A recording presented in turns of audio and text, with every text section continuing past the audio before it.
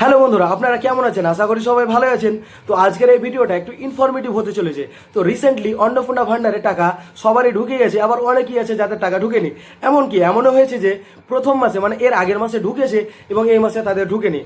এবং আগে কি হতো যে অন্নপূর্ণা ভান্ডারে স্ট্যাটাস চেক করা যেত না যে আমার অ্যাপ্লিকেশনটি অ্যাপ্রুভ হয়েছে না আন্ডার প্রসেস রয়েছে না কি হয়েছে, এই সমস্ত কিছুই দেখা যেত না।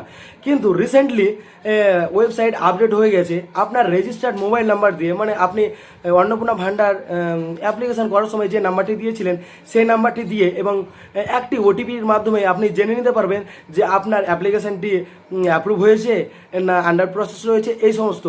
তো চলুন, শুধুমাত্র আপনার কাছে একটি স্মার্টফোন থাকলেই মাত্র 2 মিনিটে আপনি আপনার স্ট্যাটাস চেক করে নিতে পারবেন। এবং অন্যরা যাতে এটি করতে পারে তাই ভিডিওটি অবশ্যই শেয়ার করবেন। এবং এরকম যদি আপনারা ইনফরমেটিভ ভিডিও চান সেটিও কমেন্টে বলবেন। তো চলুন বেশি না বকে আপনাদেরকে দেখিয়ে দিই।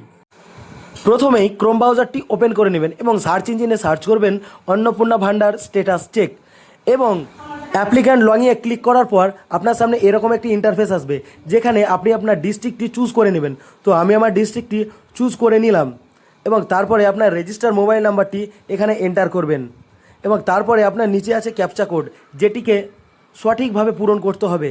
এবং তারপরে রিকোয়েস্ট ওটিপিতে ক্লিক করার পরে আপনার রেজিস্টার মোবাইল নাম্বারে একটি ওটিপি যাবে। ওই ওটিপিটি এখানে দেওয়ার পরে ভেরিফাই এবং কন্টিনিউ এখানে ক্লিক করার পরে আপনি আপনার স্ট্যাটাসটি দেখতে পাবেন।